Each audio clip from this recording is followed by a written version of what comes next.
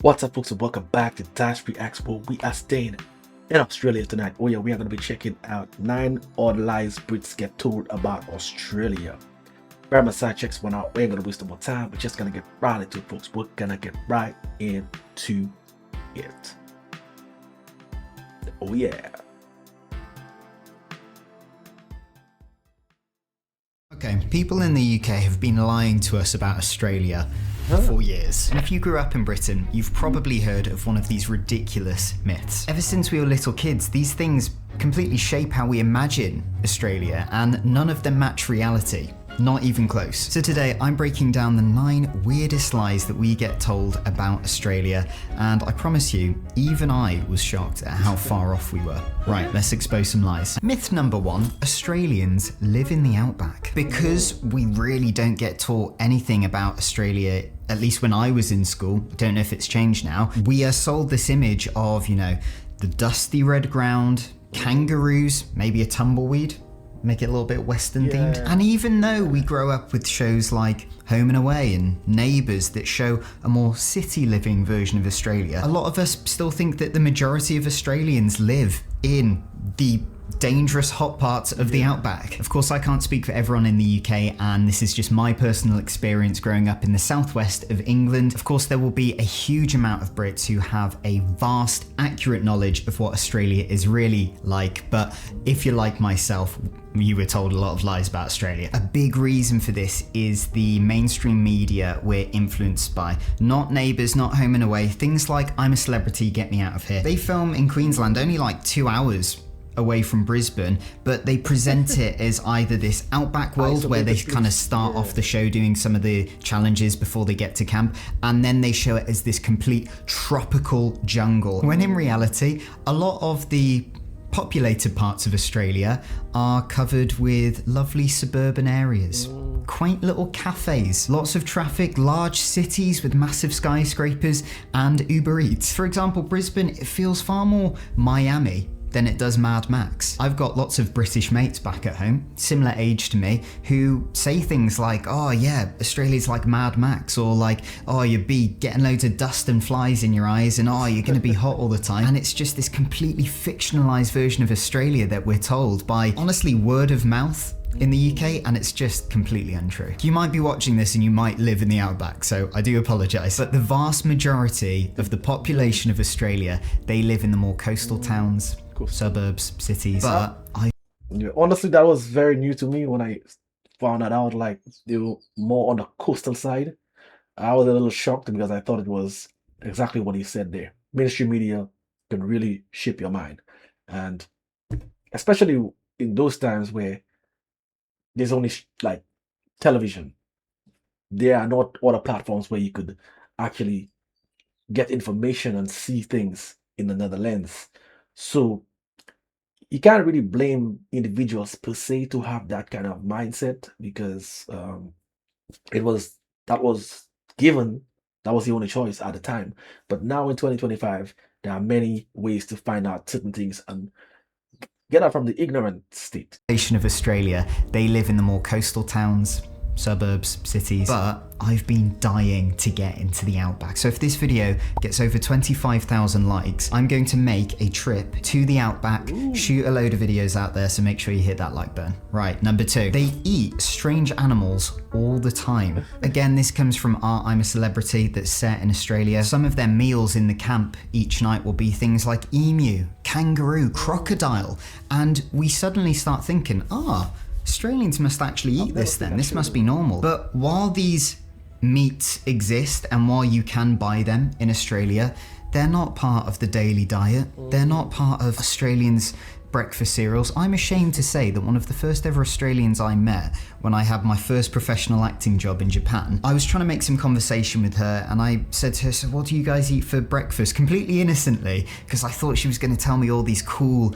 exotic things, and she gave me one look and she was like, we eat the same things as you guys. And I just felt so embarrassed because I realised in that moment I asked a really ignorant and silly question. But most Aussies, they just eat whatever we would eat in the UK. I think the main takeaway here is that British people are far more obsessed with Aussies eating exotic meats and kangaroo meats because it kind of feeds our extravagant, exciting view of Australians. Number 3, the Australian jungle is the most dangerous place on Earth. Now, I am not undermining at all whatsoever the dangers that do lurk in the Australian jungle. Was that grammatically correct? I'm not sure. But Brits think it is literally teeming with crocodiles, black widow spiders, brown snakes, maybe even sharks and piranhas swimming through the... I would have had that same view. And even if he said otherwise, I mean, with all the dangerous species they have in Australia, I mean, definitely, I don't know, think about it, I don't know where the Australian jungle is ranked. I don't know, you guys tell me, but definitely it would have to be somewhere in the top 10. I mean, I'm just going on a limb right here, but I mean, I don't think I can be wrong. I don't think they are totally wrong. That's just my humble opinion. But yeah, it's fair to think that it is the dangerous jungle on Earth. Little streams and rivers, I don't know. When in reality, I know quite a few Australians who have never seen a snake. And honestly, I'm coming up to a year and a half of living in Australia. I have only seen a snake once, and it was dead on the road. And it's really important to mention that the jungle does not equal the entire country in the same way the outback does not equal the entire country. There are so many biomes here. There are beautiful, stunning forests with gum trees like the size of skyscrapers, it feels like. There's boardwalks, there's these gorgeous national parks, there's massive flat plains of open fields and grass. There's, some of the golf courses here. Oh my word, they put the UK to shame, they really do. I've never played golf, but I do a lot of running and I run past all these gorgeous golf courses in Brisbane and I'm like, wow, I think I could get into playing a bit of golf. It's a stunning, stunning place. And as long as you act with some common sense and do a little bit of research before you go out into nature, you'll be absolutely fine. Just have your wits about you. Honestly, you're probably more at danger getting caught in something like a rip when you go swimming in the ocean. You're probably more at danger if you don't swim in between the flags that the lifeguards have set up for you at the beach. Right, number 4, black widow spiders will kill you on the toilet. This is something that I feel like my older relatives would tell me before coming to Australia. Sam, make sure you flush the toilet every time you sit on it. And I'd think, are you joking? And they go, no, the black widow spiders, they'll crawl up the bowl of the toilet and they'll bite you on your bottom, and by then they've injected that venom into you and you die. And I thought, oh my word, what if they're right? So I kid you not, the first few months I was in the toilet, I'm so sorry for wasting water, everyone. I'd be flushing the toilet before I'd do my business in there. Now, there are stories of this happening and it's very sad and it's very awful, but the odds of this happening are like getting struck by lightning or winning the lottery. It is a classic UK fear. It sounds...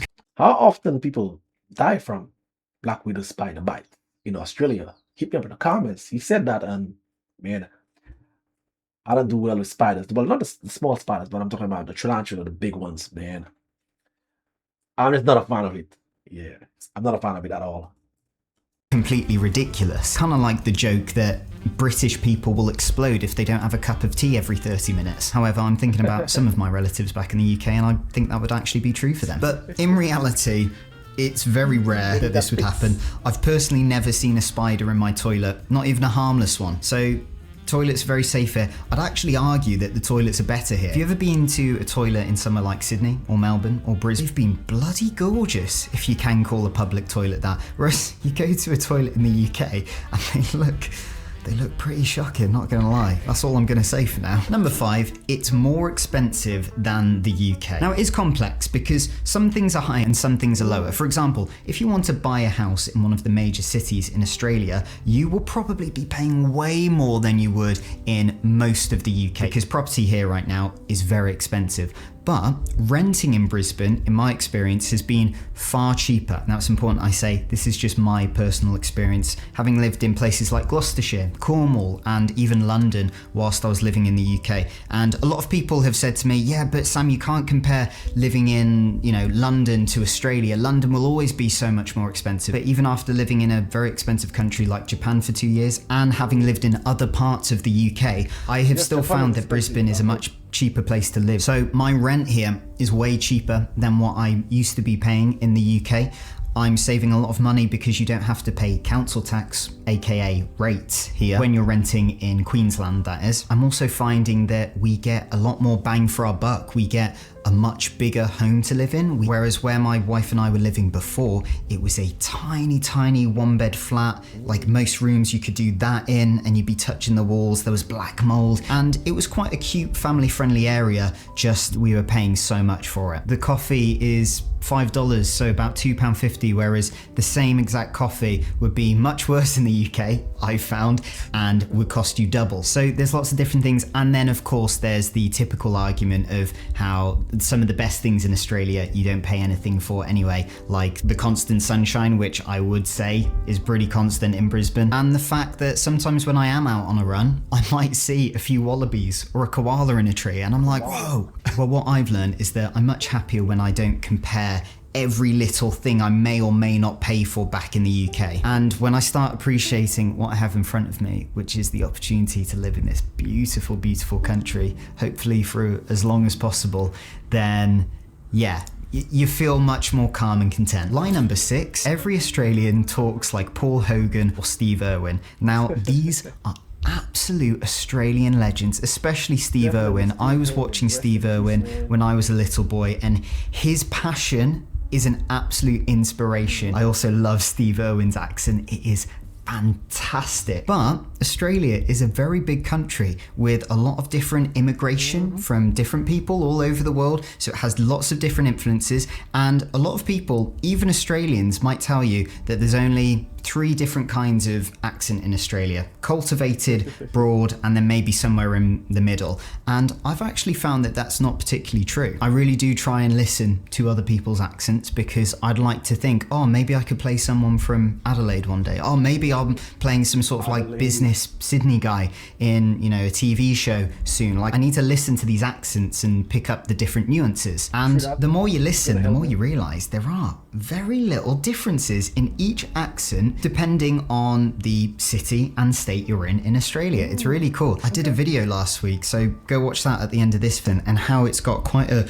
British twang to it, but it's also a really smooth, neutral version of the Australian accent. And it kind of blew my mind because while I knew that there were going to be differences in the accent, you know, depending on where you go, I didn't realize how different it could be. So Australia is not one accent. Not everyone speaks like Paul Hogan and Steve Irwin, even though their accents are brilliant. We are kind of brought up on, especially with, you know, like British impressionists and stuff, they'll do an Australian accent like a caricature, and it's far more complex and beautiful than that. Number 7, Australia is just hot beaches and hot weather. Now, the British fantasy, for a lot of Brits anyway, is being in a hot sunny country all the time, tanning your skin golden brown, and then going out in the evening and getting absolutely sloshed. In the UK, we are deprived of a bit of sunshine. A lot of Brits, myself included, might get seasonal affective disorder, which is a type of depression due to the lack of sunlight that we get in the winter months. And so, you know, going abroad somewhere like Australia, where we've heard there's lots of beaches and hot weather, we start fixating on it so much so that it becomes our entire view of the country itself. When in reality, you've got places like Melbourne, which in my opinion, the weather is very British. I go to Melbourne quite frequently throughout the year, and every time I visit, I'll get at least several days of very cold, drizzly weather, and I'm like, am I back in the UK? Even in Brisbane, right? When winter hits, it's actually very chilly here, and it's meant to be the sunshine state here. In fact, you go further south and you start getting into the mountains, you start getting into the Australian Alps, and they get a huge amount of snowfall. So if you've booked your flight to somewhere like Tasmania in Australia winter time, and you think it's going to be all hot, sunny beaches, you might be in for a bit of a surprise. Number 8, the food is bad. Now, this isn't something I was told as a young boy in the UK. This is something I started here when I got social media. There would be tourists visiting Australia for the first time, and they would be vlogging and documenting their experience, and they weren't originally from Australia, and a lot of them would say things like, oh, but the food could be better, or the food is bland. And this really surprised me. I thought, surely not. And then I moved here myself, and one of the first ever times I went out for brunch, I had not only the best coffee of my life, but the best plate of brekkie of my entire existence. It was incredible. A lot of the produce here is grown in Australia. You've got some of the most talented chefs here, and a lot of Aussies tell me that Australians, they just won't put up with bad food and bad coffee in the hospitality industry. So if your cafe or restaurant doesn't have good food and good drinks, your business just won't survive here, because people just call you out and they won't go to it. But there are a lot of tourists coming here, and they're making like Instagram reels and TikToks, and they're going, oh, the food's really bad, the food's really bad. And it's just a lie.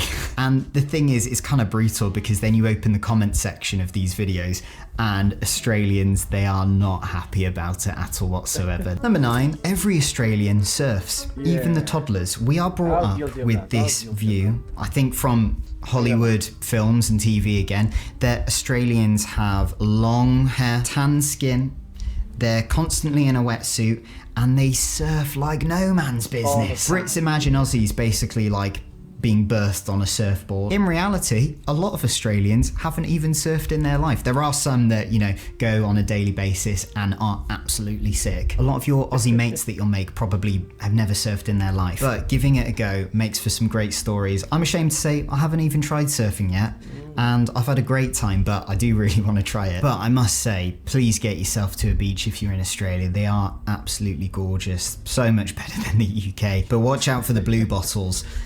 They hurt. So remember, you don't need to surf to fit in here. Yeah, when it comes to the strange food, I've never really heard that at all. And like you said, it's due to the show. I think I'm a Celebrity, but I've never heard that show. So it's like a survival show, so I can understand if it was very popular back in the days and people are watching it across the world, they're gonna have that kind of mindset as to that kind of image as to what Australians normally eat. It's just gonna happen because those shows can really warp someone's mind and give them a false reality about a place. Now about the jungle, let's be fair. I mean, Australia has the most dangerous animals. So you would think that the jungle would be the dangerous jungle in the world. I mean, that's what any normal person would think that way. I would think that way. And even if he says otherwise, I still don't believe it. You know what I mean? I'm gonna have to research that myself. I know the Amazon jungle is pretty dangerous, but I've never really tried to figure out or even thought of which jungle is the most dangerous. I'm gonna have to check it out. But I would assume Australia definitely would rank at least in the top 10. And I'm just being nice, top 10. But definitely I would think at least in the top 3. Yes, and I'm gonna check it out after this video. Plenty of places you could think that the food is bad, but Australia definitely would not be on the list for me if I think of somewhere where the food is bad. This one is kind of strange. I don't know if he's, you know, overreaching for this one, but I've never heard that myself. The list was very interesting. Some of the things that I've heard, I've been guilty myself, but like I said, the ignorance has left me. And I haven't done a video about anything pertaining Christmas in Australia. Definitely I want to check out some content on that to see what are some of the, you know, the habits of Australians during the Christmas time, to see if it varies or how similar it is. You know what I mean? Just get an idea, because I haven't done that yet, and it's the right time to do it. We're in December, we're not far away from Christmas, so I'm going to definitely check that out. And you guys, hit me up in the comments. Is there something unique that Australians do in the Christmas time that nowhere else does? Hit me up in the comments.